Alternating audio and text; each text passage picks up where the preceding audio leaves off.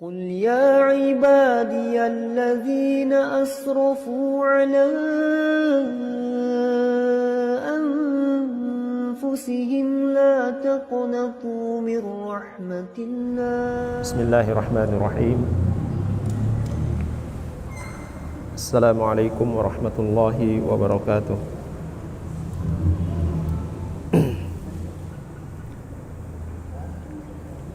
إن الحمد لله نحمده ونستعينه ونستغفره ونعوذ بالله من شرور أنفسنا ومن سيئات أعمالنا من يهده الله فلا مضل له ومن يضلل فلا هادي له أشهد أن لا إله إلا الله وحده لا شريك له وأشهد أن محمدا عبده ورسوله اللهم صل على محمد وعلى آل محمد كما صليت على إبراهيم وعلى آل إبراهيم وبارك على محمد وعلى آل محمد كما باركت على إبراهيم وعلى آل إبراهيم إنك حميد مجيد يا أيها الذين آمنوا اتقوا الله حق تقاته ولا تموتن إلا وأنتم مسلمون يا أيها الناس اتقوا ربكم الذي خلقكم من نفس واحدة وخلق منها زوجها وبث منهما رجالا كثيرا ونساء واتقوا الله الذي تساءلون به والأرحام إن الله كان عليكم رقيبا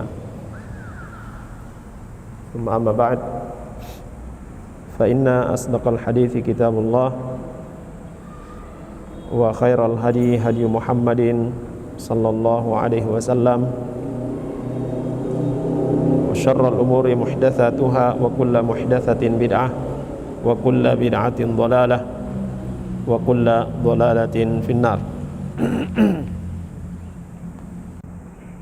Hadirin dan hadirat yang dirahmati oleh Allah Subhanahu wa taala. Alhamdulillah, senantiasa kita bersyukur kepada Allah Subhanahu wa taala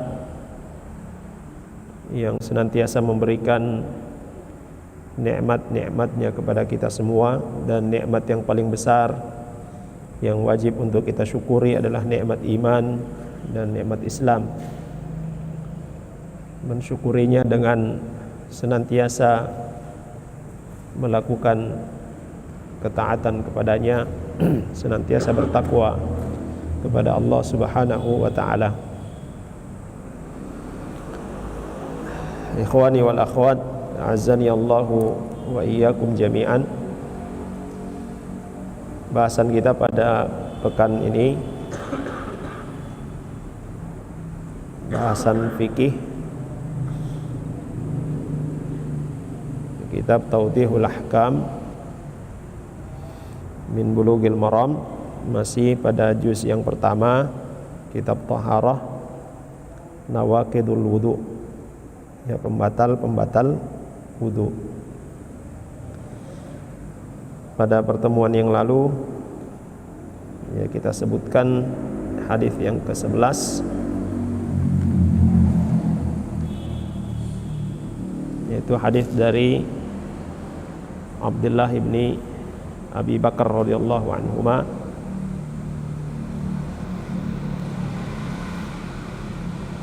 bahwasanya ya, dalam catatan yang dicatat oleh Rasulullah sallallahu alaihi wasallam untuk Amr bin Hazm, ya, terdapat perkataan beliau sallallahu alaihi wasallam, alla yamassal qur'ana illa tahirun,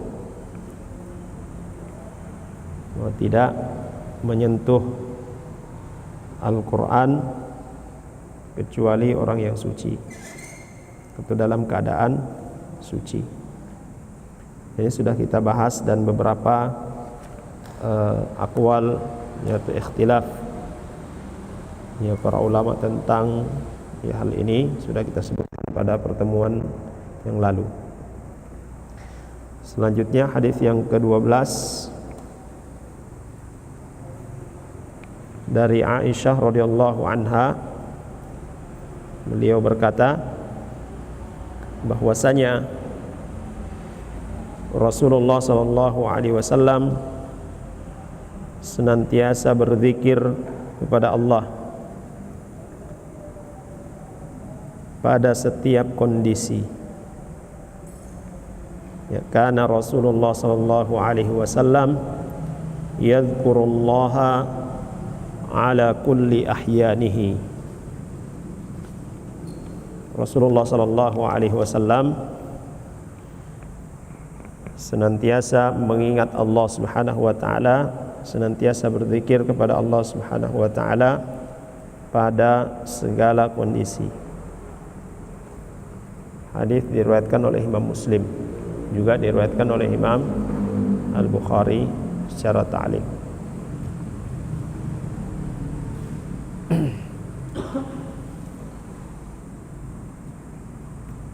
Hadis dari Aisyah radhiyallahu anha ini, ikhwas sekalian dan akhwat yang dirahmati Allah Subhanahu wa taala,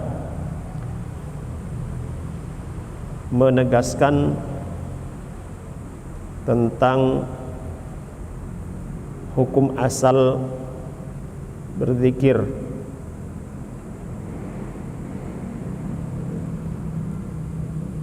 Bahwasanya Rasulullah sallallahu alaihi wasallam pada setiap keadaan senantiasa mengingat Allah Subhanahu wa taala, walau kana muhditsan aw junuban. Ya, sekalipun beliau ya dalam kondisi tidak suci, tetap beliau mengingat Allah Subhanahu wa taala. Dan di antara zikir-zikir yang disebutkan oleh atau yang dibaca oleh Nabi sallallahu alaihi wasallam, at-tahlil, ya la ilaha illallah, tasbih, ya subhanallah, kemudian takbir, ya Allahu akbar, kemudian tahmid, ya alhamdulillah, ya, termasuk juga zikir-zikir yang lain.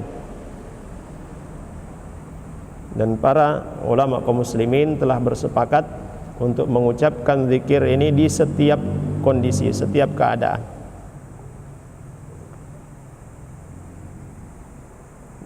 Rasulullah sallallahu alaihi wasallam juga menyebutkan di dalam ya hadisnya ya tentang zikir yang apabila kita ucapkan maka kita memiliki ya perbendaharaan yang besar atau yang banyak di sisi Allah Subhanahu wa taala. Subhanallah walhamdulillah wa la ilaha illallah, Allahu akbar. Silahkan dimulai dari kalimat yang mana? Ya subhanallah walhamdulillah wa la ilaha illallah, Allahu akbar. Juga Rasulullah sallallahu alaihi wasallam menyebutkan bahwa ada dua ucapan yang sangat ringan di lisan tetapi sangat berat dalam timbangan. Subhanallahil azim, subhanallah bihamdihi, ya subhanallahil azim, subhanallah bihamdihi. Ya. Ya.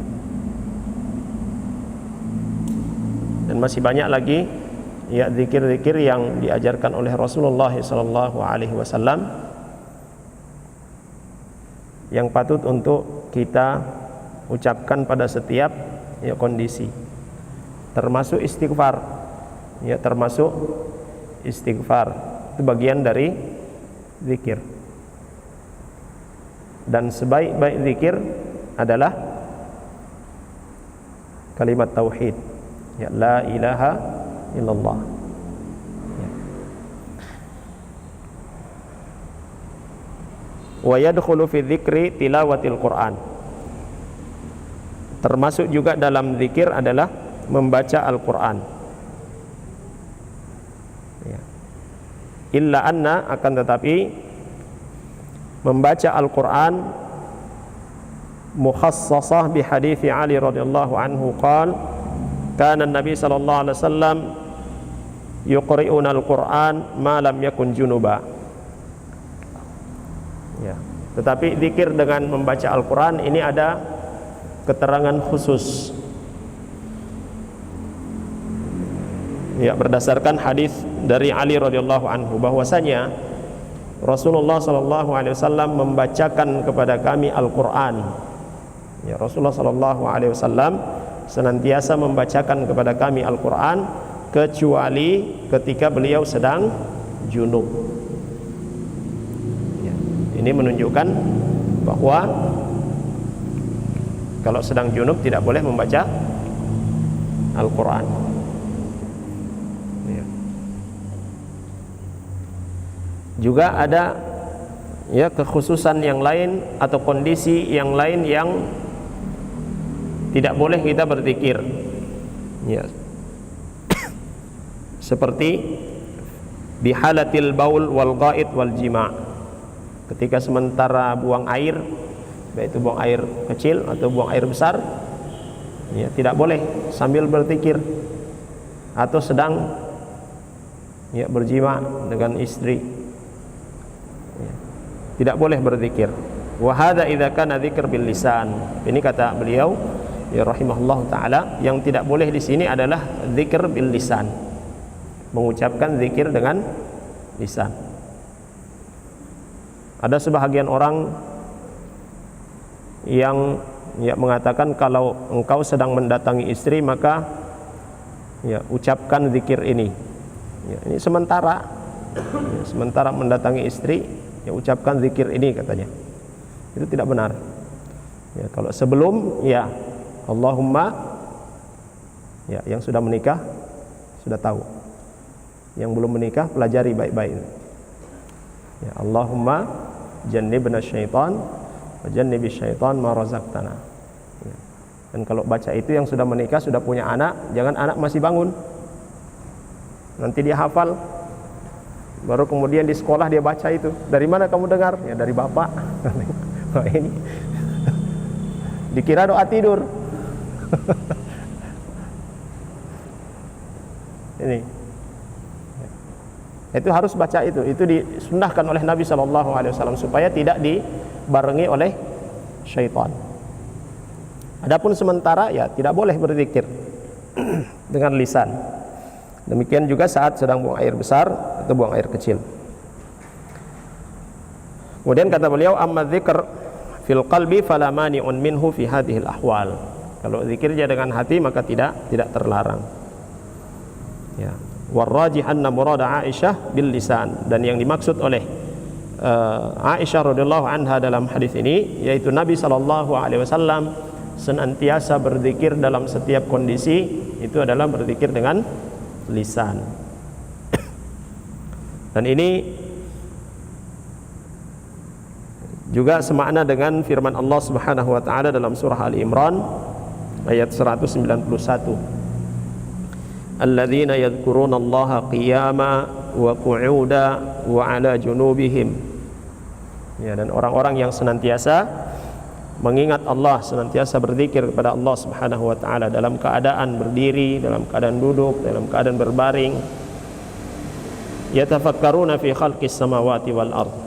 Ya, mereka ya senantiasa ya memikirkan tentang penciptaan ya langit dan bumi. Mentadabburi ya penciptaan Allah Subhanahu wa taala ya terhadap langit dan bumi. Dan orang-orang yang senantiasa berzikir kepada Allah Subhanahu wa taala, ya orang-orang yang senantiasa berzikir kepada Allah Subhanahu wa taala termasuk dalam golongan orang-orang yang Allah Subhanahu wa taala sediakan surga untuk mereka. Orang-orang yang senantiasa berzikir kepada Allah Subhanahu wa taala ya, mereka termasuk ya dalam golongan yang Allah Subhanahu wa taala sediakan kepada mereka ya surga, ya ampunan ya dan pahala yang besar. Ini dalam surah Al-Ahzab ayat ke-35. Ada 10 golongan yang disebutkan dalam ayat tersebut. Yang terakhir yang Allah sebutkan, ya wadzakirina wadzakirat, ya, laki-laki dan perempuan yang banyak menyebut nama Allah Subhanahu wa taala. Laki-laki dan perempuan yang senantiasa berzikir kepada Allah Subhanahu wa taala. Nah, dari hadis ini, ikhwas sekalian yang dirahmati oleh Allah Subhanahu wa taala, ya, banyak pelajaran yang bisa kita ambil bahwa seorang muslim yang mengikuti sunnah Rasulullah sallallahu alaihi wasallam, maka lisannya itu selalu basah dengan kalimat-kalimat thayyibah, dengan zikir-zikir kepada Allah Subhanahu wa taala. Dan senantiasa membiasakan. Karena panutan kita, teladan kita Rasulullah sallallahu alaihi wasallam, sebagaimana kata istri beliau yang paling beliau cintai, Aisyah radhiyallahu anha, itu setiap keadaan, pada setiap kondisi beliau ya berzikir kepada Allah Subhanahu wa taala. Dan sebaik-baik zikir itu adalah ucapan la ilaha illallah. Ikhwas sekalian yang dirahmati oleh Allah Subhanahu wa taala.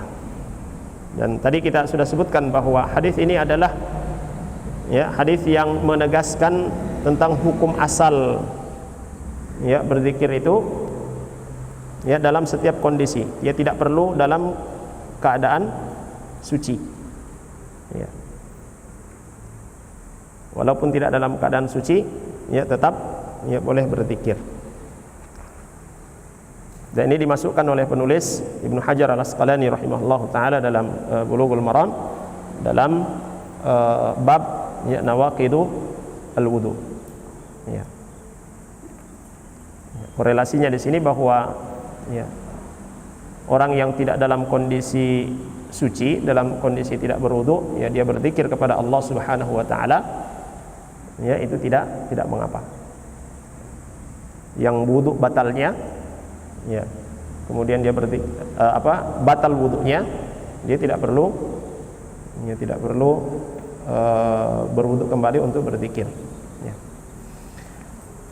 Selanjutnya hadis yang ke-13 dari Anas bin Malik radhiyallahu anhu, bahwasanya Rasulullah sallallahu alaihi wasallam ya melakukan bekam. Ya, Nabi sallallahu alaihi wasallam melakukan bekam.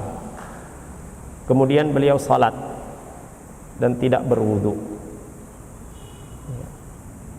Hadis ini diriwayatkan oleh Imam Ad-Daruqutni, ya, dan derajat hadis ini adalah dhaif, ya, lemah. Ya, Imam Al-Hafidz ya Ibnu Hajar ya menyebutkan di dalam ya tentang hadis ini bahwa pada sanad hadis ini ada seorang perawi yang namanya Saleh ibnu Muqatil, dan dia adalah perawi yang dhaif.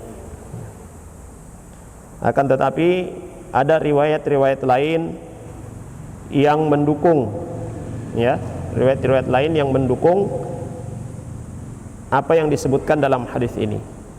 Ya. Bahkan itu disebutkan oleh ya banyak dari kalangan para sahabat Nabi sallallahu alaihi wasallam. Ya, di antaranya Abdullah ibnu Umar, ya, kemudian Ibnu Abbas, ya, kemudian juga disebutkan oleh Imam Syafi'i rahimahullah taala,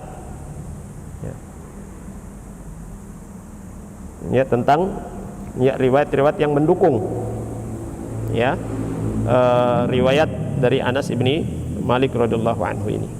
Ya. Jadi walaupun derajat hadis ini dhaif, lemah, ya, tetapi masih bisa diambil ya faedahnya. Ya. Nah, di antara faedah yang disebutkan oleh Syekh Al-Bassam ya rahimahullah taala, bahwasanya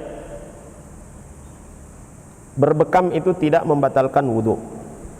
Ya, berbekam tidak membatalkan wudu.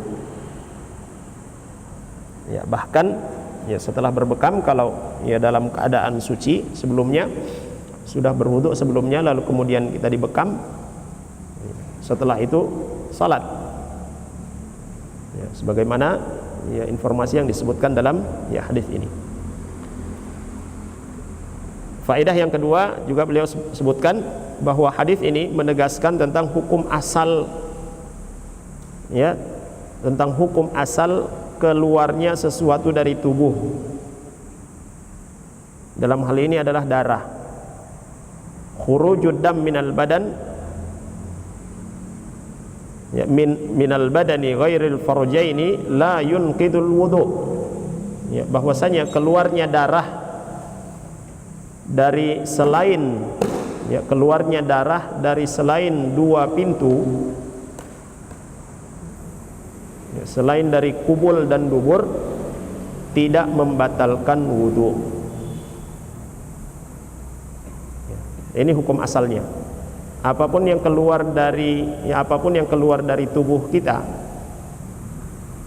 ya, darah ataupun yang lainnya, selain dari dua tempat keluar itu, ya, kubul dan dubur, maka hukum asalnya tidak membatalkan wudu. Itu hukum asalnya.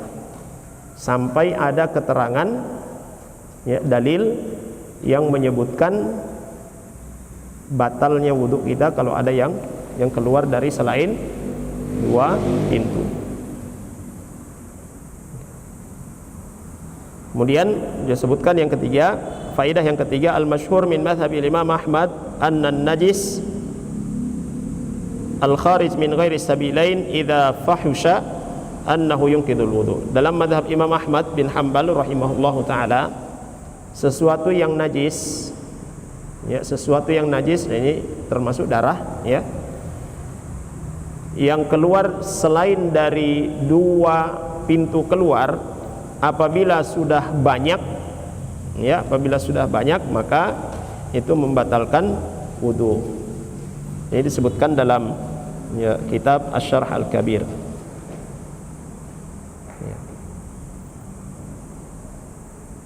Ya, najis yang dimaksudkan di sini adalah najis selain al-baul wal ghaid, ya, selain dan kencing. Ya. Kalau sudah banyak yang keluar, maka itu membatalkan wudu. Kemudian Imam Malik dan Imam Asy-Syafi'i wa ashabuhuma, ya, menyebutkan, ya, Imam Malik dan Imam Asy-Syafi'i dan, ya, sahabat-sahabat, ya, beliau berdua mengatakan la wudu aminhu. Ya, tidak ada wudu. Ya, kalau ada sesuatu yang keluar, ya, selain daripada tempat keluar, dua tempat keluar, ya, banyak ataupun sedikit, ya, maka itu tidak membatalkan wudu. Ya. Ini juga yang dipilih, ya, pendapat ini, yaitu pendapat Imam Malik dan Imam Syafi'i rahimahullahu taala, bahwa apapun yang keluar selain dari dua pintu keluar, ya, banyak ataupun sedikit, itu tidak membatalkan wudu. Ya, ini juga yang dipilih oleh Imam, ya, Abul Abbas Taqiyuddin Ibnu Taimiyah rahimahullahu taala. Ya, alasannya apa? Tidak ada nas. Ya, tidak ada nas, ya, yang menyebutkan, ya, batalnya wudu apabila ada najis yang keluar, ya, selain dari dua pintu keluar. Wala yasihu qiyasuhu ala al-kharij minas sabil. Ya. Apabila dikiaskan dengan yang keluar dari dua pintu keluar, ya, itu tidak, ya, tidak tepat, ya, dikiaskan ke sana. Ya. Wa inna ma huwa kal busaq wal mukhat. Ya. Ini sama, ya, justru yang punya kemiripan dengan ini adalah al busaq. Apa busaq? Ludah, air liur. Ya, wal mukhat, ya, goroba. Ya. Goroba, ya, betul? Hah? Sahih? Kalau dia batuk, ya, pas dia batuk keluar goroba, keluarkan, itu tidak, ya, tidak membatalkan wudu. Ya, bahkan tidak najis. Wal aslu baqa'ut taharah hatta ya'ti ma yarfa'u hadzal asl. Ini hukum asalnya adalah suci. Ya, hukum asalnya adalah suci. Ya. Dan dia tetap pada hukum asal sampai adanya keterangan, sampai adanya dalil yang mengeluarkan dia dari kesuciannya. Ya. Dan pendapat ini juga dipilih oleh Imam As-Sa'di rahimahullahu taala. Adapun hadis Aisyah yang sudah kita bahas ya pada hadis yang ke-8, ya, hadis Aisyah yang menyebutkan bahwa ar-ru'af, ya, yang keluar dari hidung, ya, darah yang keluar dari hidung, muntah, ya, dan juga yang seperti muntah tapi bukan muntah, orang yang kekenyangan lalu kemudian dia bersendawa, ada yang keluar. Nah, itu namanya al-qalas, ya. Dan yang serupa dengannya ini disebutkan pada hadis yang ke-8 bahwa dia membatalkan wudu, ya, tetapi hadisnya hadis dhaif juga, ya, hadis ke-8, ya, juga, ya. Dan di sini kata beliau rahimahullahu taala, ya, hadis Aisyah radhiyallahu anha, ya, dengan hadis Anas bin Malik radhiyallahu anhu ini tidak bertentangan, ya, tidak bertentangan, ya, sehingga tidak bisa dilakukan tarjih, ya, sehingga tidak bisa dilakukan, ya, tarjih, ya, mana yang lebih kuat, tidak bisa. Nah, apatah lagi, ya, hadis ini menjelaskan tentang hukum asal, ya, tentang hukum asal yang berkaitan dengan segala sesuatu yang keluar dari badan, ya, selain daripada yang keluar dari dua tempat keluar yang biasanya. Faedah selanjutnya,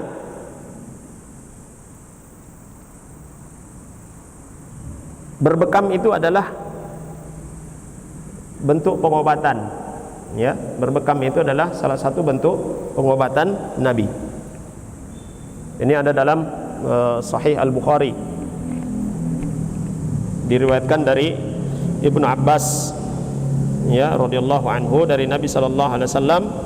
Beliau sallallahu alaihi wasallam berkata, asy-syifa'u fi thalathatin.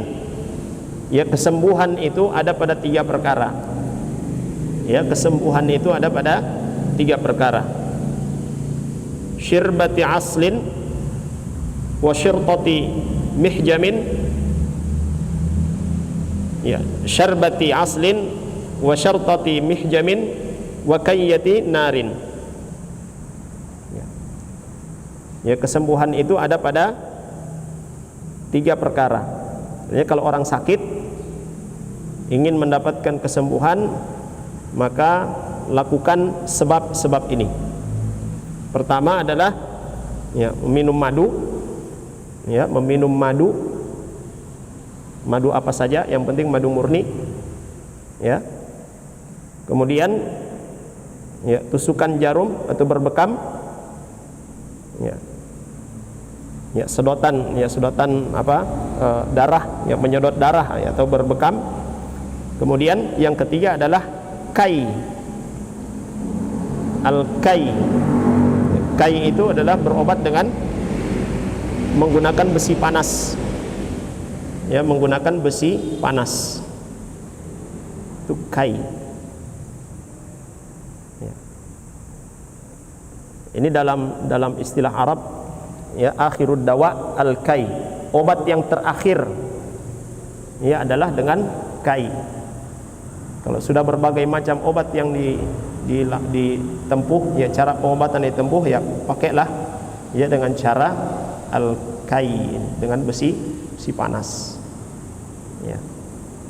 Wallahu alam bagaimana, ya, metode pengobatannya dengan besi panas ini. Ada yang menyebutkan kalau sekarang ini, ya, bisa masuk, ya, dalam kategori besi panas, berobat dengan besi panas, ya. Ini hampir sama dengan tusuk jarum ini, hampir sama dengan itu, ya. Hanya saja kalau akupuntur itu tidak dipanaskan, ya jarumnya. Tapi kalau kai ya itu dipanaskan kemudian ditusuk di mana tempat yang sakit atau di jalur meridian yang sakit, ya itu kai. Dan pengobatan Nabi SAW ini sudah teruji, ikhwas sekalian, ya. Rasulullah SAW pernah berbekam. Maka kalau kita hendak berbekam, niatkan bahwa itu mengikuti sunnah Rasulullah SAW, supaya tidak hanya sekedar kita mencari kesembuhan, tidak hanya sekedar untuk mencari kesembuhan, tetapi juga melakukan salah satu yang disunnahkan oleh Rasulullah SAW, ya. Supaya kita mendapatkan apa? Pahala. Kesembuhan mungkin ya belum kita dapatkan melalui berbekam, tetapi pahala kita dapatkan karena mengikuti metode Rasulullah SAW. Ya. Demikian pula ya Rasulullah SAW ya minum madu. Ya, bahkan ya sudah pernah kita sampaikan juga, ada seorang yang datang mengadu kepada Nabi SAW. Ada seorang yang sakit ya perutnya, ya maka kemudian Nabi SAW katakan kepadanya, ya berikan dia madu, ya diberikan, ya masih tetap sakit, datang lagi orang ya mengadukan dia masih tetap sakit, ya Rasulullah berikan lagi madu. Datang lagi yang ketiga kali, Nabi katakan berikan madu. Sampai keempat kali kemudian Nabi katakan, ya berikan madu. Yang bermasalah itu bukan di madunya, yang bermasalah itu bukan di madunya, tapi yang masalah di apa? Di perutnya. Allah Subhanahu wa taala ya ciptakan lebah yang menghasilkan madu, dan Allah katakan di situ ada penawar, ada obat, ya, minuman yang menyehatkan. Ya. Nah, ini perlu kita sosialisasikan, bukan karena saya berjual madu, bukan, ya. Tapi madu ini termasuk ya minuman yang membawa kesehatan buat kita. Asal jangan gula madu, ya. Kalau kita di sini kan ya sering sebut ada gula madu, ya orang kasih gula yang dianggap madu. Nah, itu bahaya justru. Di madu yang memang madu murni. Ya. Ya.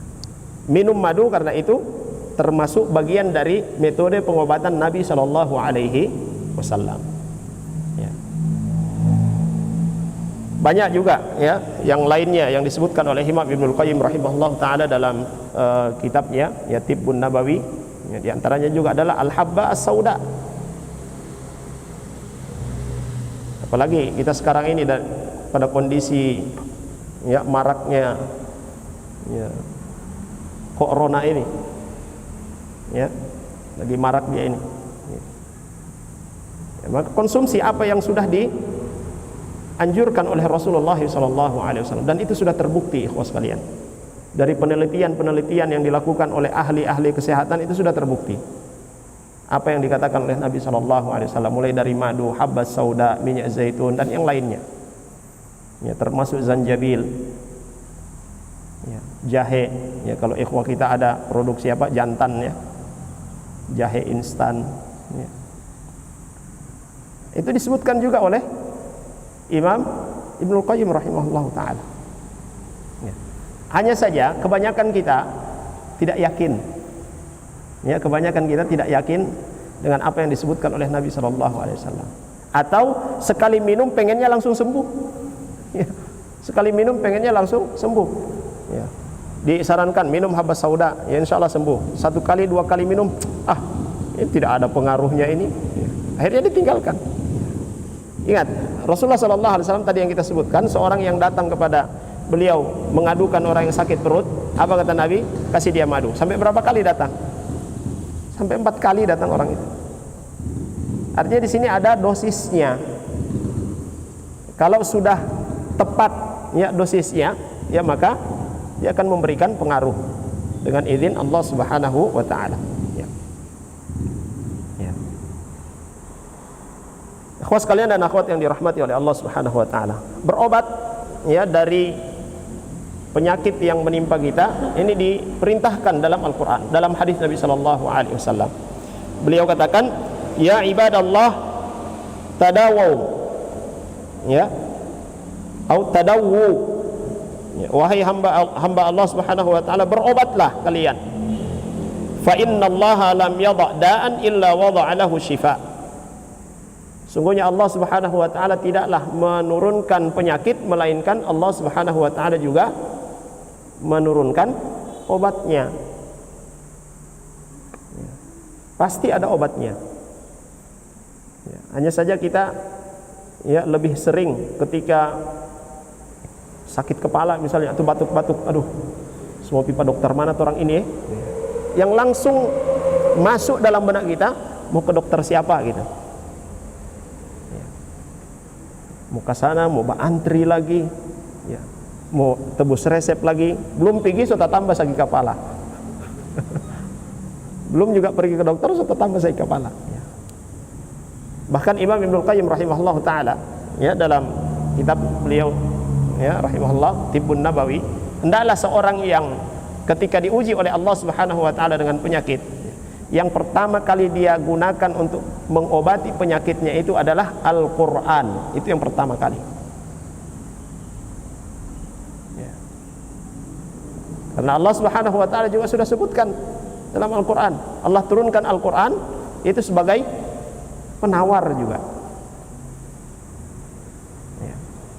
Bahkan ya beliau tegas katakan, orang yang tidak berobat dengan Al-Quran itu termasuk dalam golongan orang-orang yang menghajar Al-Quran, ya, yang memboikot Al-Quran, ya. Nah, baru kemudian, ya, apa-apa yang dikatakan oleh Nabi SAW yang bisa menjadi sebab, ya, Allah Subhanahu wa ta'ala menyembuhkan penyakit, ya. Nah, dalam hal ini bahasan kita ada madu, ada hijamah, ya, berbekam, ya. Termasuk dalam hadis-hadis yang lain juga disebutkan.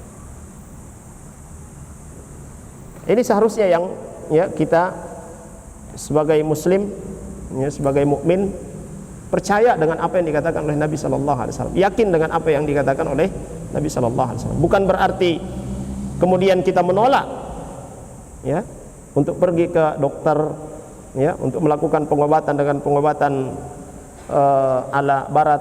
Tidak. Tetapi itu boleh dilakukan. Ya. Tapi yang menjadi penekanan di sini, seorang muslim hendaklah dia pertama kali memperhatikan apa yang dikatakan oleh Rasulullah sallallahu alaihi wasallam. Ya. Dan yakini itu. Imam Ibnul Qayyim rahimahullah taala beliau katakan, "Idza kana al-maradu haran, 'alajnahu bi ikhrajid dam." Ya. Apabila jenis penyakitnya itu adalah jenis yang panas, ya, jenis penyakit yang panas, maka kami mengobatinya dengan cara mengeluarkan darah, ya, dengan cara mengeluarkan darah, yaitu bil fasdi au bil hijamah, ya, dengan cara al fasdu, ya, atau dengan cara bekam, ya. Kalau bekam ada titik-titiknya, itu disedot dulu, ya, kita semua sudah tahu. Kalau fasdu, yaitu ada urat apa itu, urat vena atau apa itu, dia tusuk dengan jarum, ya, jarum suntik itu, keluar darahnya. Sudah pernah coba? Siapa yang sudah pernah coba? Ya. Ini termasuk metode pengobatan orang-orang salaf terdahulu, ya, bekam fasdu. Dan di Gorontalo ada yang praktek itu, ya. Alhamdulillah kami sudah pernah berapa kali coba, ya, sudah 4 kali atau 5 kali untuk fasdu. Kalau bekam sudah tidak tahu berapa kali, ya. Nah, itu kembali lagi, kita dalam melakukan hal-hal seperti ini, lakukan itu, ya, mengikuti kebiasaan para salafus saleh, ya, mengikuti apa yang disunnahkan oleh Rasulullah SAW, ya, supaya tidak hanya sekedar kita melakukan, ya, usaha, ya, pengobatan, tapi kita juga mendapatkan sunnah dari Nabi Sallallahu Alaihi Wasallam. Ya. Nah, kata beliau rahimahullah taala, ya, kenapa ya kalau penyakitnya itu adalah jenis penyakit yang panas, ya kami keluarkan darah, ya baik itu dengan fasdu atau dengan hijamah, karena fi dzalika istifragan lil maddah, ya itu akan apa istilahnya ini, ya, mengganti, ya dalam sel-sel darah itu ada hal-hal yang sudah mungkin apa istilahnya ya, sudah usang atau apa, ya yang kemudian ketika itu dikeluarkan ini akan meregenerasi atau apa istilahnya itu, ya. Ya. Jadi baru lagi, ya. Ya termasuk kalau dalam metode pengobatan barat, ya apa istilahnya ini, ambil darah ini, donor, ya donor darah itu juga menyehatkan, ya tapi jangan tiap minggu habis darah antum lagi, ya, donor itu ya ada waktunya, ya 3 bulan, ya ya setiap 3 bulan donor. Begitu juga bekam, ya fasdu juga demikian, ya, tidak tiap hari, mentang-mentang sudah sakitnya sudah parah tiap hari mau bekam, tiap hari mau fasdu, habis darah antum, ya. Ada takarannya, semua ada takarannya. Baik. Ya. Ya, juga dengan mengeluarkan darah tersebut ini ya menetralkan fisik kita. Fa fihi istihbabut tadawi wa istihbabil hijamah. Ya. Maka dalam ya hadis-hadis yang berkaitan dengan perintah Nabi sallallahu alaihi wasallam ya untuk berobat, ya di sini menunjukkan bahwa dianjurkan ya untuk melakukan pengobatan, mengambil sebab, ya. Dan salah satu yang dianjurkan itu adalah hijamah, ya berbekam, wa annaha takunu fi mawdi'il ladzi yaqtadhihi al-hal, ya di titik-titik yang sudah diketahui, ya. Ya tentunya dalam hal ini tetap, ya hijamah itu adalah hal yang sunnah yang dianjurkan oleh Nabi SAW, tetap juga kepada ahlinya, ya. Jangan pergi berbekam mentang-mentang ini kan sunnah, sembarang titik ini bekam, ini bahaya, ya. Ada titik-titik yang disebutkan, ya. Ikhwas sekalian dan akhwat yang dirahmati oleh Allah Subhanahu wa taala. Baik, dalam hadis ini juga ya faedahnya istihbabut tadawi, ya ada ya faedah yang kita ambil, ya dianjurkannya untuk berobat, ya sebagaimana juga dalam hadis yang diriwayatkan oleh Imam Muslim dari Jabir bahwasanya Nabi SAW berkata, likulli da'in dawaun, ya likulli da'in dawaun, setiap penyakit itu pasti ada obatnya. Fa idza usiba bidawain adda'a bara'a biidnillahi azza wa jalla. Dan apabila obat itu sudah sampai takarannya, ya apabila obat itu sudah sesuai dosisnya, maka penyakitnya itu akan sembuh dengan izin Allah Subhanahu wa taala, ya. Nah, ini tadi yang kita sebutkan, ya sifatnya obat-obat ya tibbun nabawi, ya sifatnya tibbun nabawi itu dia proses, ya dia berproses, ya berbeda dengan sifatnya ya obat-obat yang biasa kita minum, ya obat dari rumah sakit, ya sangat sakit sekali kepala, minum obat yang paling tinggi cc-nya, ya 500 cc untuk obat sakit kepala, apa Ponstan atau apa itu, ya atau Mixagrip atau apa, ya. Minum 5 menit kemudian langsung reda, ya. Tapi hati-hati, kalau sering-sering kita minum seperti itu, ada organ tubuh yang lain yang akan kena, ya. Dan lihat setiap resep dokter, ya kalau kita perhatikan, minum obat ini jangan lebih 2 minggu, ya mengkonsumsi satu obat tidak boleh lebih dari 2 minggu. Kalau minum obat dari Nabi SAW, ya silahkan minum kapan saja.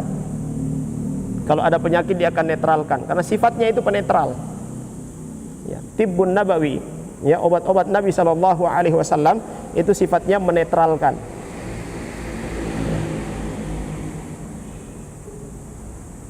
Jadi kalau kita minum obatnya lama baru kita rasakan efeknya, ya, itu memang karena dia berproses. Ya. Baik, ikhwas sekalian yang dirahmati oleh Allah Subhanahu wa taala. Kemudian Ibnu Qayyim rahimahullahu taala juga berkata, ya ketika beliau menyebutkan tentang hadis-hadis Nabi sallallahu alaihi wasallam tentang berobat, beliau katakan faqad tadammanat hadhihi al-ahadits al-asbab wal musabbabat. Bahwa hadis-hadis tentang ya berobat ini, ya, itu tercakup di dalamnya ya perkara sebab akibat. Ya, perkara sebab akibat. Ya. Dan ini ya hadis-hadis ini juga membatalkan perkataan orang-orang yang mengingkarinya. Ya. Baik itu pengingkaran ya, tidak perlu minum obat kalau Allah sudah tentukan, sudah takdirkan mau sembuh. Ya. Ya. Ini ya tidak benar. Ya, tetap harus berobat. Ya. Fa fi hadhihi al-ahadits as-sahihah al-amru bit-tadawi wa annahu la yunafi at-tawakkul. Dan perintah ya, hadis-hadis yang memerintahkan kita untuk melakukan pengobatan ya, untuk berobat, ini tidak menafikan apa? Tawakul. Ya, tidak menafikan tawakal. Karena berobat itu adalah ikhtiar. Ya, usaha. Ya. Ikhwas kalian dan akhwat yang dirahmati oleh Allah Subhanahu wa taala. Fakana min hadihi sallallahu alaihi wasallam fi'lut tadawi fi nafsihi wal amru bihi liman asabahu maradun min ahlihi wa ashabihi. Maka di antara petunjuknya Rasulullah sallallahu alaihi wasallam adalah beliau melakukan pengobatan untuk dirinya ya, untuk sahabat-sahabatnya dan juga untuk keluarganya.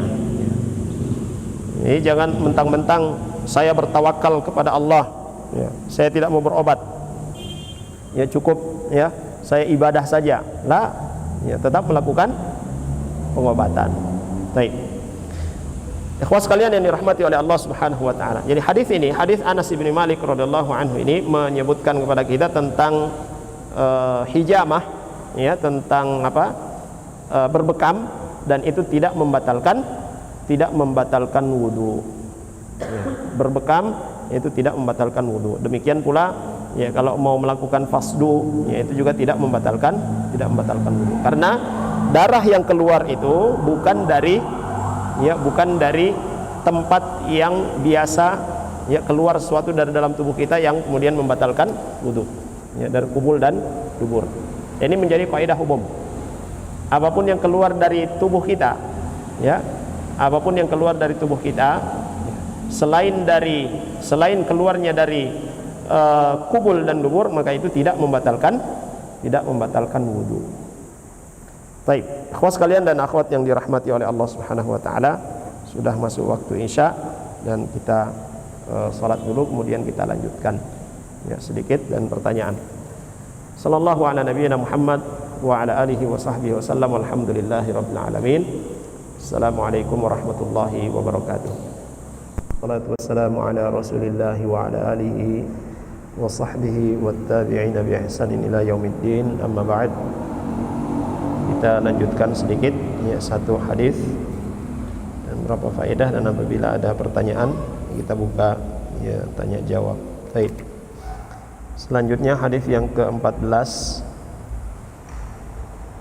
dari Muawiyah radhiyallahu anhu. Beliau berkata, telah bersabda Rasulullah sallallahu alaihi wasallam, al-ainu wika'us sah, fa idza namatil ainan istatlaqal wika'. Rawahu Ahmad wa Tabrani wa zada wa man nama falyatawadda. Di Muawiyah radhiyallahu anhu beliau berkata, Rasulullah sallallahu alaihi wasallam bersabda, mata itu adalah pengontrol dubur.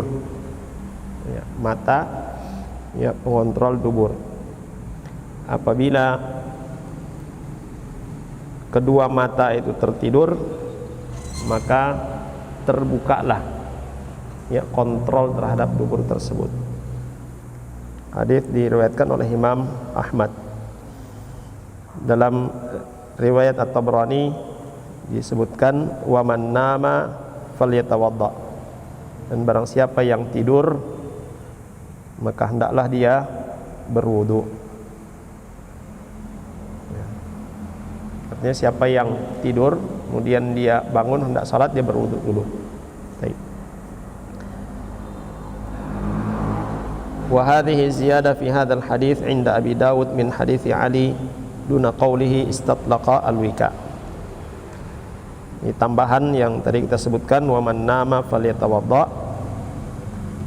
Ini adalah hadis dari Ali bin Abi Thalib radhiyallahu anhu yang juga dikeluarkan oleh Imam Abu Dawud. Ya, tanpa ada kalimat istatlaqa al-wika. Juga disebutkan oleh Imam Abu Dawud dari Ibnu Abbas radhiyallahu anhuma secara marfu', innamal wudu'u 'ala man nama muttaji'an. Hanyalah wudu itu bagi orang yang tidur berbaring. Baik. Wa fi isnadihi dha'fun aidan. Jadi riwayat yang kita sebutkan ini ya dikatakan oleh Imam Ibnu Hajar Al-Asqalani rahimahullah taala kedua-duanya ada ya kelemahannya. Ya. Tapi Syekh Al-Albani rahimahullah taala ya beliau mensahihkan hadis dari Ali bin Abi Thalib radhiyallahu anhu yang menyebutkan wa man nama falyatawadda. Ya. Dan juga dihasankan oleh Ibnu Salah dan Imam An-Nawawi rahimahumullahu jami'an. Baik, ikhwas sekalian yang dirahmati oleh Allah Subhanahu wa taala,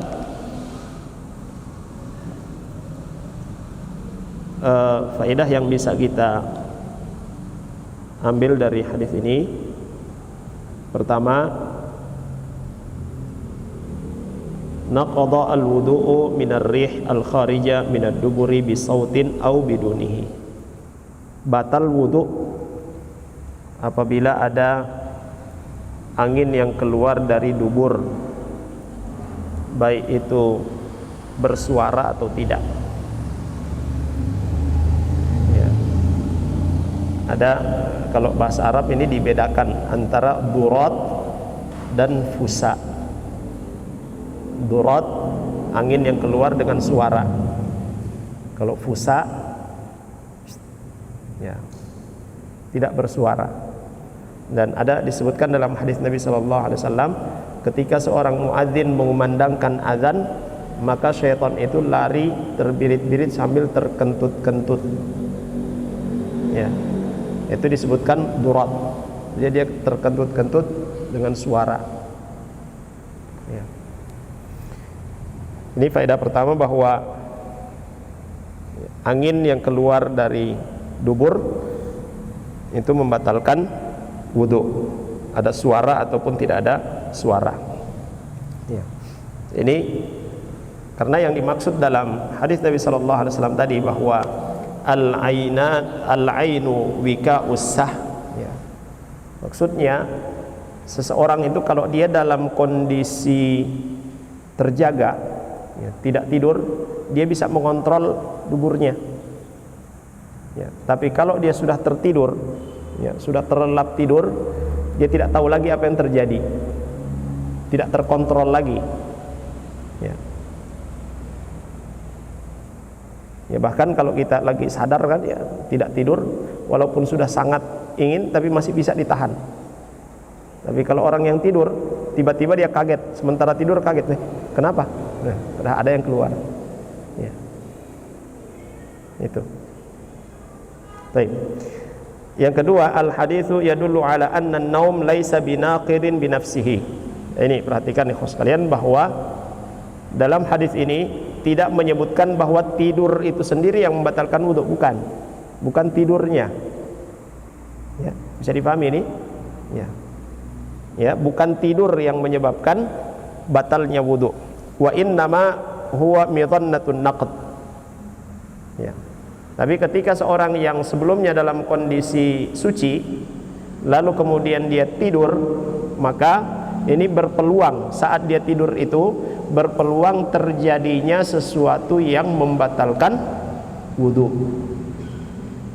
Ya. Fala yunqidu illa an-naum al-mustaghraq alladhi huwa midhannatul hadath wa amma al-khafif fala yunqid. Ya. Maka dalam hal ini ya, tidur bagaimana yang berpeluang terjadinya sesuatu yang membatalkan wudu? Ya, tidur lelap, tidur nyenyak.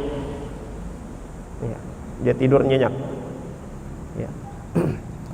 Dan dalam hal ini memang ada khilaf, ya, ada perbedaan di kalangan para ulama, ya, tentang tidur ini yang dia adalah tempat atau suatu hal yang berpeluang terjadinya sesuatu yang membatalkan wudu. Ya. Tidur lelapnya ini apakah dia berbaring ataupun duduk? Ya, sebahagian ya ulama menyebutkan sekalipun dia dalam kondisi duduk, kalau dia sudah tidur nyenyak, apalagi sudah mengeluarkan suara, ya, tidur nyenyak mengeluarkan suara, menggorok, itu sudah ya batal ya wudunya. Ya. Jadi sebahagian ulama menyebutkan ya, walaupun dia tidur nyenyak, tapi kalau dalam kondisi duduk, ya itu tidak membatalkan ya wudu. Ya, karena kecil sekali peluangnya orang yang tidur sambil duduk ya terjadi sesuatu yang membatalkan wudu, ya keluar sesuatu misalnya. Ya, dan ada riwayat-riwayat lain yang menyebutkan bahwasanya para sahabat Nabi Shallallahu Alaihi Wasallam dahulu mereka ya duduk di masjid itu ya sambil tertidur. Ketika dikumandangkan iqamah, ya mereka langsung ya salat. Ada di antara mereka yang betul-betul tidur nyenyak, ya, tapi dalam kondisi duduk. Baik.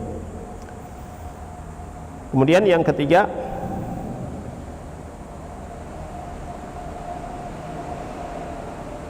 yang serupa dengan tidur, ya, yang serupa dengan tidur yang menghilangkan akal, ya, seperti apa? Al-junun, ya, gila, au igma, ya, pingsan, ya. Termasuk dalamnya juga adalah mabuk, ya, atau yang serupa dengannya, artinya yang menyebabkan ya, hilang akal, ya, tidak sadarkan diri. Fakulluhu min nawaqidil wudu. Ya, maka semua itu termasuk perkara yang ya menjadi sebab ya batalnya wudu. Ya. Ya, karena ya dengan terjadinya hal-hal demikian, ya pingsan, atau gila, atau mabuk, ya, dia tidak sadar lagi apa yang dia lakukan. Dia tidak sadar lagi apa yang dia lakukan. Sehingga sangat mungkin perkara-perkara yang membatalkan wudu telah dia lakukan. Ya. Kemudian faedah terakhir dari hadis ini, qala ulama'u wadhaifil a'dha, ya, para ahli anatomi, ya, inna nauma fatratun minal khumud, ya, mashubah binafil idrak wasyu'ur. Ya, sungguhnya ya tidur itu adalah ya masa, adalah waktu yang seseorang itu hilang semua perasaannya, hilang kesadarannya, dan aksaru ajhizatil jismi tawaqqufan 'anil amal athna'an naum. Ya. Anggota-anggota tubuh kita ya ketika tidur maka dia berhenti, ya, dia istirahat. Ya. Dia istirahat, termasuk juga ya otak kita. Ya. Dan otak ini termasuk yang membedakan, ya, seorang itu membedakan yang boleh dan tidak boleh, ya, sesuatu yang membatalkan dan tidak membatalkan, yaitu dengan otaknya, ya, berpikir itu dengan otaknya, ya. Juga ya ketika ya otaknya berfungsi, ya akalnya berfungsi, dalam keadaan sadar, maka dia tentunya mampu untuk menghalangi atau menahan hal-hal yang bisa membatalkan wudu. Nah, sementara orang yang tidur dia tidak memiliki itu. Ya. Karena seluruh anggota tubuhnya, ya, kecuali jantung, ya, itu istirahat, ya, tidak berfungsi ya sebagaimana ya mestinya. Ya. Maka itu ya Nabi Shallallahu Alaihi Wasallam katakan, fa idza namatil ainan istatlaqal wika.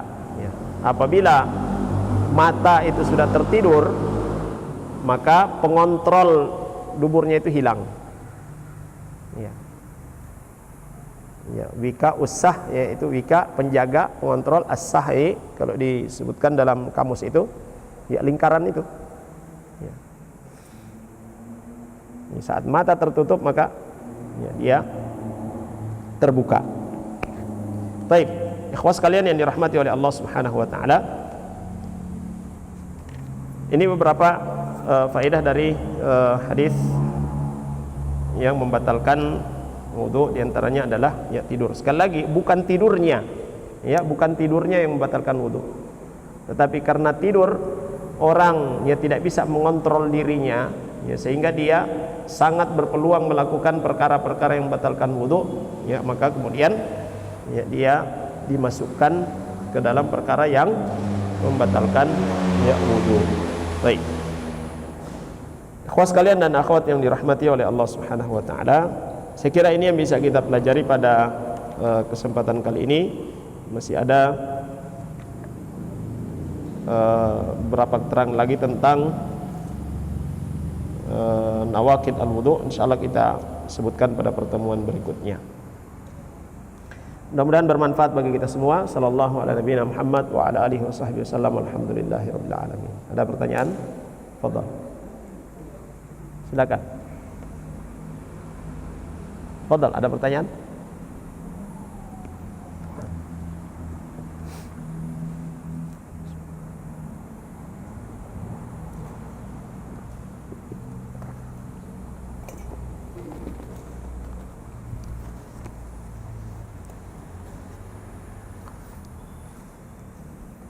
Ini perkara-perkara yang tadi kita sebutkan, termasuk perkara yang sering sekali ya saya dapati ya pertanyaan-pertanyaan yang berkaitan dengannya. Ya kadang apa namanya terlintas dalam pikiran saya, oh ini kok persoalan sudah sering dibahas tapi masih aja ada yang bertanya gitu. Ya. Ya. Memang hal seperti itu wajar. Boleh jadi si penanya memang belum pernah mendengar, ya, atau boleh jadi dia lupa, ya, ya, atau memang malas untuk belajar. Ya. Ada yang pernah bertanya, Ustaz, saya sedang sholat, tiba-tiba ada luka kecil di jarinya, keluar darah, ya. Batal enggak sholat? Nah, batal enggak sholatnya? Tidak batal, ya. Ada juga yang bertanya, sementara sholat lalu kemudian ada nyamuk yang gigit, kemudian dia pukul, ternyata nyamuknya sudah banyak darahnya, batal enggak sholatnya? Ini perkara-perkara kecil kan ya? Ya. Tapi itu sering terjadi. Itu tidak membatalkan ya salat. Ya. Ada juga pertanyaan dari kalangan wanita. Nah, tadi kita menyebutkan tentang angin yang keluar ya dari dubur. Ada ya kasus-kasus tertentu di kalangan wanita sementara sholat sujud, begitu bangkit dari sujud dia duduk, ada suara yang keluar. Apakah itu membatalkan wudu atau tidak?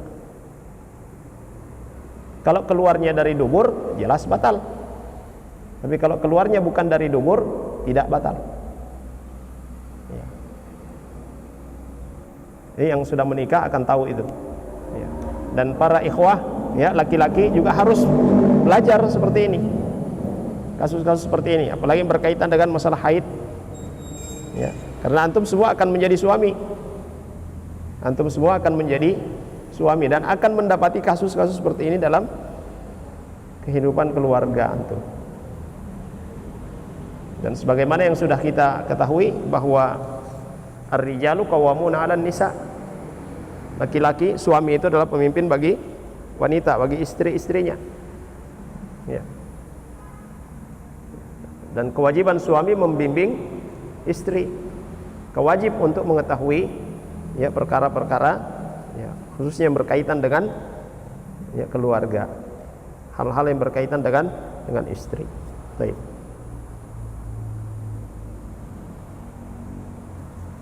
Baik. Ustaz, apakah mencium istri membatalkan wudu? Saya mendapati mazhab Syafi'i berpendapat bahwa, ya, batal wudu. Baik. Ya, dalam madhab Asy-Syafi'i rahimahullah ta'ala, ya, berdasarkan firman Allah subhanahu wa ta'ala di dalam surah Al-Ma'idah, ya, bahwa menyentuh wanita yaitu membatalkan wudu. Ya. Maka ketika seorang laki-laki dia menyentuh, ya, wanita, ya, batal wudunya. Ini dalam madhab Syafi'i. Demikian pula kalau dia sentuh istrinya, itu membatalkan wudu. Tapi ternyata di dalam hadis Nabi SAW itu didapati Rasulullah SAW, ya, sebagaimana disebutkan oleh Aisyah radhiyallahu anha, beliau mencium istrinya lalu kemudian ke masjid salat, tidak berwudu lagi. Ya, Nabi SAW mencium istrinya lalu kemudian pergi ke masjid dan salat, tidak lagi berwudu. Juga riwayat dari Aisyah radhiyallahu anha, Rasulullah SAW, ya, pernah salat malam dan istrinya itu Aisyah radhiyallahu anha tidur telentang di hadapan Nabi SAW. Di saat beliau hendak sujud, maka beliau memindahkan kakinya, ya, mengangkat kakinya untuk memindahkan, ya, istrinya. Jadi itu ada sentuhan. Ini sementara salat. Itu menunjukkan bahwa tidak membatalkan wudu. Nah, yang pertengahan dalam masalah ini, ya, seorang suami menyentuh istri apakah membatalkan wudu, ya, mazhab pertengahan dari kedua pendapat yang ada, kalau dia mencium, suami mencium istrinya lalu kemudian tak connect, paham ya? Ya, yang sudah menikah, ya, paham ya? Ya. Dia cium istrinya kemudian, ya, tastrom, nah, itu membatalkan wudu. Tapi kalau tidak, itu tidak membatalkan wudu. Ya. Bisa dipahami? Ya. Ini harus diketahui oleh calon-calon suami, calon-calon istri, ya, para suami, para istri. Ya, harus dipahami itu. Ya. Baik, wallahu a'lam. Yang lain?